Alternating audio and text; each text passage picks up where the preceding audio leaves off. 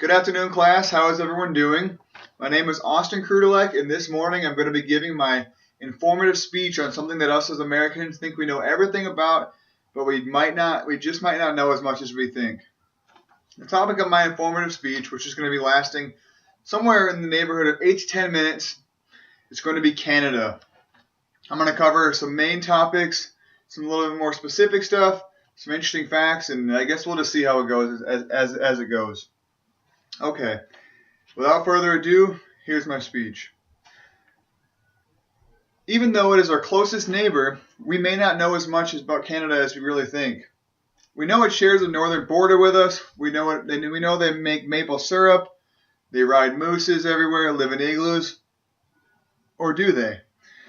Well, I'm going to let you guys know a bit more, and it's going to be generalized around three main points. The people. Who are Canadians? Where do they come from? What do they do? What do they like to do? The places. Where do Canadians live? It's not igloos, right? And their government. It's a very interesting story about their government. A little bit different than the United States form of government, but we'll get there together, and I'll make sure you're well aware of everything when I'm done. So now let's go a little bit into the people. Like I said before, who are the Canadians? We think we know, but do we? Well, when we think in the United States of, who are the first people to live in the United States, we think of the Native Americans. Well, there must be natives to Canada as well. And there is. But in Canada, they're known as Aboriginals. Now, these were Canada's native population. They've been there for, 50,000 years, I think is the numbers, the data I found. And like I said, they're known as Aboriginals. They're broken up into three major, I guess you'd call them kind of groups or tribes. And that's the Inuit, the Métis, and the largest of them which is the First Nations.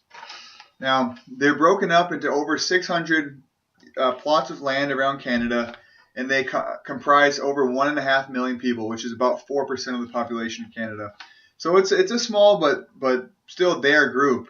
And a lot of the issues that Native Americans are facing in America right now, identity issues and, kind of maybe not persecution, but just overall issues with image and stuff, Canadian Aboriginals are facing very similar issues. And moving a bit forward, we're going to go ahead and look at the modern day Canadian. Who are they? What do they do? Let's learn a little bit about them. Well, something very, very interesting and unique to the Canadian citizen that differs from the American citizen is the language. In America, we're very, very rigid and strict, on kind of language rules, we'll call them. It's a sort of English or nothing kind of deal. Other languages are very highly frowned upon.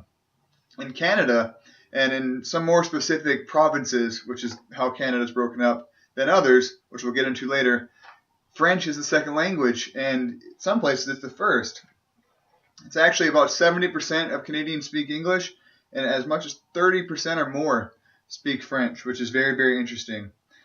Now, with this other language and stuff, you got to think, this is a very, very, very diverse country. It's one of the most diverse countries in the world.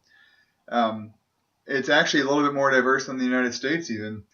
And where does that come from? How does diversity happen in a country like Canada? Well, the answer is simple, and it's immigration. Every year, more and more people are immigrating to Canada from countries all around the world, including the United States. The year 2015 had the largest amount of immigrants so far in the history of Canada, which is great and creates a very diverse melting pot of cultures and ideas, educations, backgrounds, everything. It's fantastic. So, where's Canada going, and how are they going to get there? What is the future of Canada? Well, sorry to say it to all my American counterparts, but Canada is actually ahead of us when it comes to reading, math, and science. Their test scores across the board are higher. This may be to do with, lower population, more centrally located populations, that kind of stuff. I'm sure there's lots of details we don't have time to get into, but in general, they have better test scores. Who knows? Maybe they just test better. Well, while technology is crucial in Canada, the technology industries in some of the bigger sectors, Toronto, Vancouver, Montreal, Quebec City, those big cities, but the foundation of Canada is built upon energy, primarily oil, natural gas, and wind energy, depending on where you are in the country. And that's going to be playing out a very big part of Canada's future over the coming decades. As some of the issues with oil and sustainability and stuff like that coming apart, they may have to shift gears. All right, well, Population density. Where are they living in Canada? Well, it's interesting to say, a little bit different than the United States, but similar as well. Over 2/3 of the population of Canada actually lives within 100 miles of the United States border.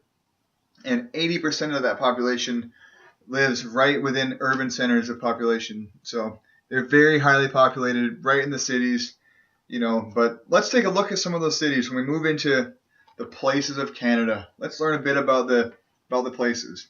Where are they actually living? Well, I've broken it into a little bit, some bigger groups with some really cool areas in Canada that paint a pretty good picture of Canada as a whole. We're going to go ahead and get started with Toronto, which is the largest city in Canada and the 4th largest in North America. A monumental thing. Over 15% of the population of Canada lives right in the Greater Toronto Area, the metropolitan area of Canada. Some cool things about Canada. You have the CN Tower, which is the tallest freestanding structure in the Western Hemisphere. Massive building. I've actually been there. It's incredible. On top of that, it's only 2 hours away from something we associate with the United States, Niagara Falls, right? Yes and no. There's actually a Canadian Niagara Falls as well. Very beautiful. Been there as well. And it's only 2 hours from Toronto. A very popular tourist destination. Remember a little bit earlier in the speech when I spoke on the French roots of Canada and the language? Well, let's move over a little bit further east and let's look at Quebec.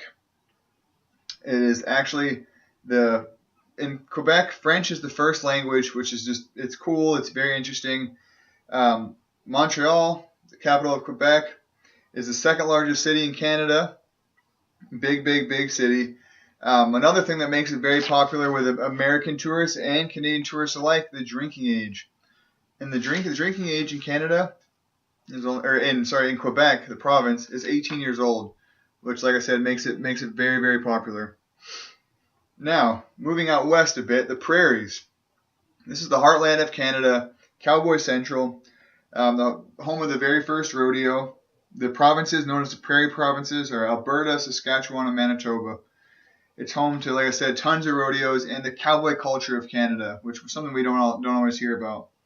So it's been booming in the last 30 years, slowing down a bit due to the rise and fall of oil, which we all know about. Now let's head up north. The Northwest Territories, that scenic Canada we all see, on postcards, stuff like that. It covers almost 1 million square kilometers with less than 50,000 residents. That gives it a population density of less than 0.03 residents per square kilometer. And when you compare that to 2,600, 500, level of population density in Toronto, paints a very clear picture. Barely anybody lives there. But if they did, scenic, beautiful views, the Northern Lights, the North Pole, for all my Christmas lovers out there. It's a very interesting place. And, like you've heard about before, some of the very north areas of the Northwest Territories, they experience periods of extended daytime and night lasting 30 days or more, which is very interesting. Now, so these Canadians, who's telling them what to do? They're nice enough on their own, but what are they doing? Just running around freely? No. They do have a government. It's similar to the United States in some aspects and very different in others. The structure of the government, it's actually known as the democratic constitutional monarchy, similar to what's used in England, and we'll see why in a minute. They use a parliamentary government system with federal, provincial, and territorial governments. Instead of a president, which is interesting, they have a prime minister. Recently elected Justin Trudeau is the new prime minister, and they actually are under the rule of the Queen. She's the head of the government, Queen Elizabeth of England, which is interesting. Doesn't really quite play as much in a day-to-day life as the prime minister and the governors of each province, but she's still there as well, which is very interesting. Primarily, Canada is a liberal country with very liberal views, and that really does paint a very good picture of Canada's government as a whole. Generally liberal, which is how I think we all do perceive them anyways. The capital of Canada as a whole is not what you may think. We like to think, I feel, of the capital of Canada that it's Toronto, but it's actually not. The capital of Canada is actually Ottawa. It was chosen. Why is it Ottawa? It was chosen by the Queen of England in 1857, which is kind of plays back to its roots there. Interesting, which shows more about Canada. Ottawa is very diverse, and it actually has a 50-50 split there of French speakers to Canadian speakers. Also, separating from there is the provincial government, which basically each province, kind of like our states, has its own governor and set of laws and stuff like that, which is interesting. But they all, again, report back to the Prime Minister and must follow the federal laws, just like the United States. There's so many more interesting things about Canada. We just don't have quite the time to discuss. But like I said, Canada, the closest neighbor to us, incredibly diverse, interesting culture. And I would very, very, very much suggest that any Canadians or anybody who's interested in Canada would make a trip there to one of its beautiful destinations, or even just open up the internet or a book and see what Canada has to offer, because it's certainly quite a bit. Thank you very much for your time. Enjoy the rest of your day.